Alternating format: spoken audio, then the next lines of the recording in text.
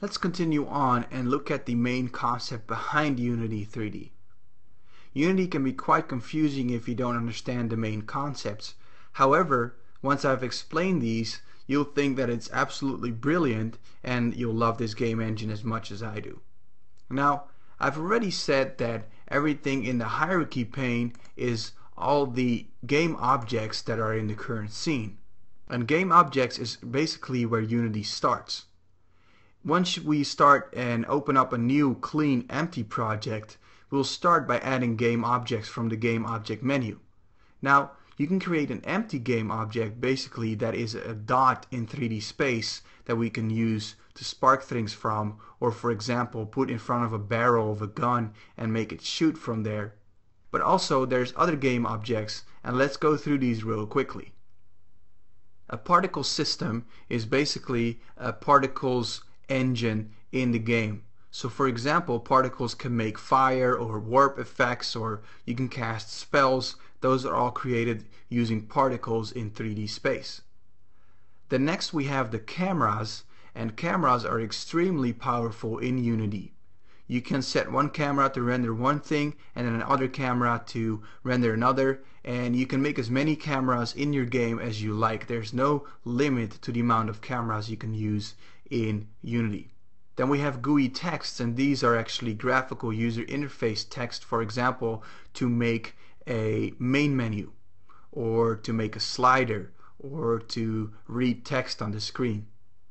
Then a GUI texture is the same thing, but then it holds an image, for example your health or your lives. 3D text is the same as basically GUI text, but it floats around in 3D, so you can make your main menu in 3D space. Also an extremely powerful feature. Then we have three types of lights: point lights, spotlights, and directional lights. Directional lights are much like the sun. They just keep going and keep going, and you can only change its direction and color, but it will not quiet down after a while. Spotlights are one spot, and point lights are points in 3D space, and they will lit that certain point in the game, but of course after the radius is set off, then it will quiet down after that, which is quite the opposite of the directional light. Of course, we can make some 3D objects as well, like cubes, spheres, capsules, cylinders, and a plane. And then last but not least, we have a ragdoll, and a ragdoll is what happens when you shoot a character and he dies and his body turns into what is only controlled by physics. So for example, if you would pull his hand, the whole body would move as you pull him. That would be a ragdoll. So that is already a couple of game objects that you can use in Unity 3D, and all these are extremely powerful and flexible. Now, as soon as you've made a game object in Unity 3D, you can attach components to them. Now, for example, these bunkers that we were looking at are an imported 3D model into Unity 3D, and this is also a game object. So that is another way to include game objects into your current level. Components are attached to game objects, and components are outlined here in the inspector view underneath the transform. Every game object has a transform, and then all the other things that are beneath it are components. So as you can see right here, there is a script attached to this game object, and a script is also a component. Let's take a look at the other components that we can attach to game objects. There's meshes that we can use, and there's particles that we can use. More about this later. There's physics that we can put on, for example, a box to make it fall like a crate. There's audio that we can attach to game objects, for example, to make a gunshot sound. We have rendering components. We have miscellaneous components like an animation.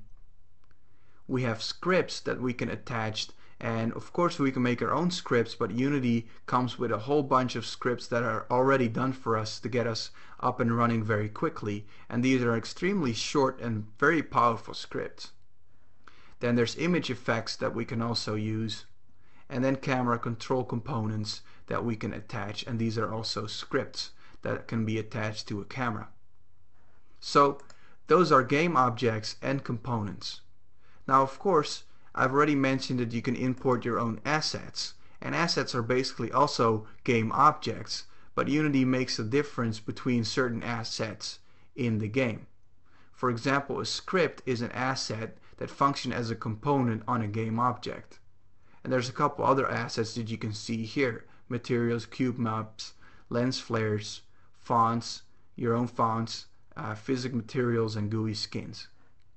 Now, more about this we'll learn over time as we start making our own first-person shooter throughout this series. So let's hurry up and go to the next section and start creating our first-person shooter, and within a couple minutes you will notice that we are already walking around, something that takes a very long time in any other engine. So let's move on.